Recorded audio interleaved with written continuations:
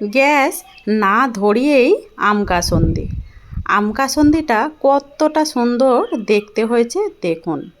একেবারে ফ্রিজ না চালিয়েই সারা বছরই রেখে দিতে পারবেন। নমস্কার বন্ধুরা, কাজল ভিলেজ কিচেনে সকলকে স্বাগত জানাই। রোজকার মতো আজও রান্নাঘরে চলে এলাম। আজকের রেসিপি প্রথম থেকে লাস্ট পর্যন্ত দেখতে থাকুন। আম কাসন্দি করার জন্য আমি এখানে আম নিয়ে নিয়েছি। আমটাকে ভালো করে ধুয়ে পরিষ্কার করে আমি একটু খোসাটাকে ছাড়িয়ে রেখেছি। এখানে নিয়ে নেব একটা গ্রেটার। তো অনেকে তো অনেকভাবেই আম কাসন্দি করে, আমি আজকে একটু অন্যভাবেই করে দেখাবো। এবারে আমগুলোকে খুব ভালো করে এই গ্রেটারের সাহায্যে আমি গ্রেট করে নেব আগে। তো আমটাকে আমি গ্রেটারের সাহায্যে গ্রেট করে নিয়েছি। এবারে এর মধ্যে দিয়ে দেব আমি লবণ। তো এখানে আমি বেশ একটা চায়ের চামচ নিয়েছি, একটু অল্প একটু কম আছে, আমি দিয়ে দিলাম লবণ দিয়ে এবারে খুব ভালো করে আমটার সঙ্গে মাখিয়ে নিতে হবে, যাতে করে আমটা একটু নরম হয়ে যায়। আর যখন এই কাসুন্দি করবে আমের, তখন কিন্তু দেখে নেবে আমটা যদি টক থাকে তাহলে কিন্তু কাসুন্দিটা ভালো হবে। এবারে সব লবণটাই আমি আমের সঙ্গে বেশ ভালোভাবে মিশিয়ে নিলাম। এবারে আমটাকে একটু সাইডে রেখে দেব।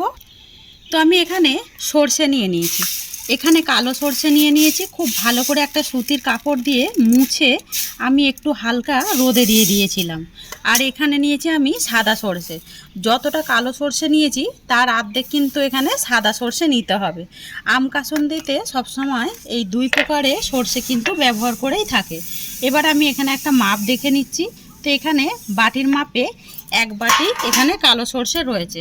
নিয়ে নেব একটা মিক্সিং জারের মধ্যে সমস্ত সর্ষেটাই দিয়ে দেব। আর এখানে রয়েছে এই যে হাফ বাটি রয়েছে সাদা সর্ষে। দুটো উপকরণ দিয়ে দিলাম। এখানেও দেবো আমি অল্প একটু লবণ দিয়ে খুব ভালো করে এটা মিক্সিতে দিয়ে গুঁড়ো করে নেব। মিক্সির ঢাকনাটাকে দিয়ে খুব ভালো করে আমি এটাকে মিক্সিতে দিয়ে গুঁড়িয়ে নিয়েছি। তোমরা চাইলে এটা শিলনোড়াতেও কিন্তু এইভাবে গুঁড়িয়ে নিতে পারো। এখানে এইভাবে কিন্তু একটু ভালোভাবে গুঁড়িয়ে নিতে হবে। এবারে এখানে যে আমটার মধ্যে লবণ মাখিয়ে রেখেছিলাম, সমস্ত উপকরণগুলোই আমি এর মধ্যে দিয়ে দেব। সর্ষে বাটাটা এখানে সমস্ত সর্ষেটাই আমি আমের মধ্যে দিয়ে দিলাম। এবারে সুন্দর একটা রঙের জন্য এখানে দিয়ে দেব আমি হলুদ গুঁড়ো নিয়েছি। এই হলুদ গুঁড়োটা দিয়ে দেব 1 চামচের থেকে একটু কম। মাপটা ঠিকঠাক যদি দেওয়া হয় তাহলে কিন্তু কাসুন্দিটা বেশ ভালো হয়। এখানে দিয়ে দেব ঝালের জন্য 1 চামচ লঙ্কার গুঁড়ো। তো দুটো উপকরণ দিয়ে দিলাম। আর এখানে আমি দিয়ে দেব একটু সুন্দর টেস্টের জন্য বেশ কিছুটা আদাকে আমি গ্রেট করে নিয়েছি, 1 চামচের মতো দিয়ে দেব আদা। আরও যাতে ভালো টেস্ট হয় দিয়ে দেব এখানে 1 চামচ চিনি।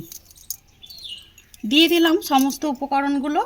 এবারে আমি আবারও দিয়ে দেবো এর মধ্যে একটু লবণ, মানে লবণটা আপনারা আপনাদের মাপ মতোই দেবেন। এখানে আমি 2 চামচ লবণ ব্যবহার করেছি। আমটা যেহেতু প্রচুর টক, তার জন্য আমি 2 চামচ দিয়েছি লবণ। এবারে সমস্ত উপকরণগুলোকে আমি একটু চামচ দিয়ে হালকা হাতে মিশিয়ে নেব।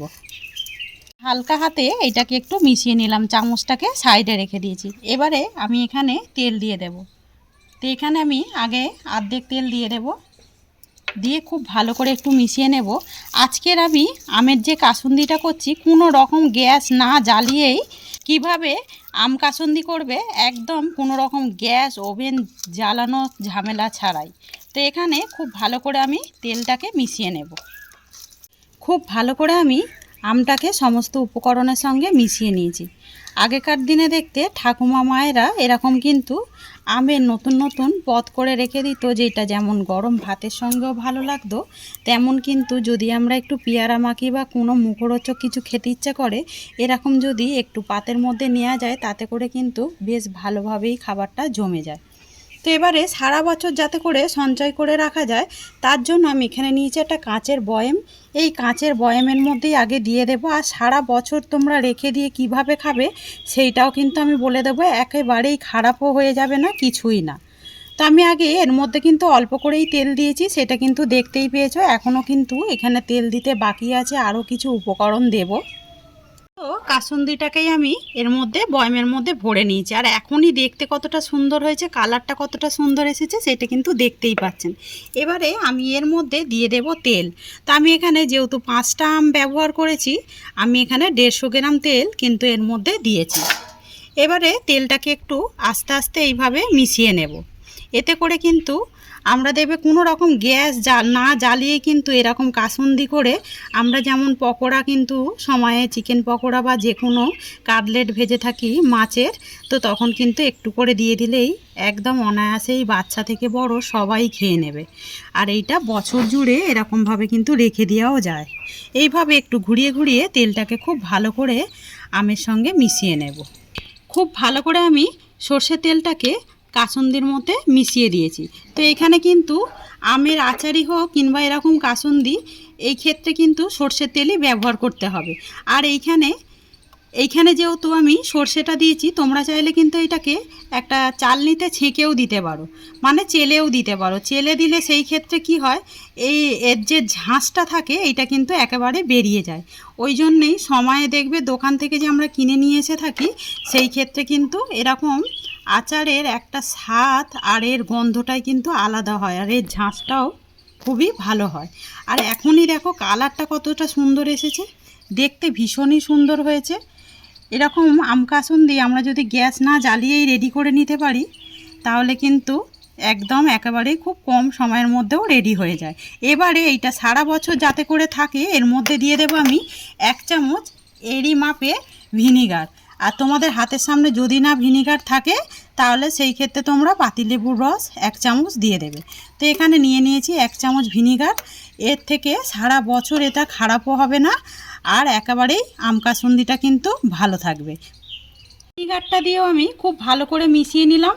আর এইখানে কিন্তু দেখতে পাচ্ছ যেমন রং হয়েছে তেমন কিন্তু এর একটা এখন একদম সুন্দর একটা দারুণ গন্ধও ছেড়েছে। এইটা কিন্তু একেবারে এখন রেডি হয়নি। এটা 4 থেকে 5 দিন এইভাবে আমি একটু ঢাকা দিয়ে রোদে দিয়ে থাকবো, তাহলে কিন্তু খুব ভালোভাবে আম কাসুন্দিটা রেডি হয়ে যাবে। এই আম কাসুন্দির রেসিপি আপনাদের কীরকম লাগলো অতি অবশ্যই কমেন্ট করে জানাবেন। যদি ভালো লেগে থাকে একটা লাইক করে দিয়ে এইভাবে আমার পাশে থাকবেন, আমাকে সাপোর্ট করবেন। আমার এরকম নিত্য নতুন রান্নার জন্য পাশে থাকা বেল আইকনটি প্রেস করবেন। সবাই ভালো থাকবেন, সুস্থ থাকবেন। ধন্যবাদ। আবারও কোনো নতুন রেসিপি নিয়ে ফিরে আসবো। আজকের মতো এই পর্যন্ত।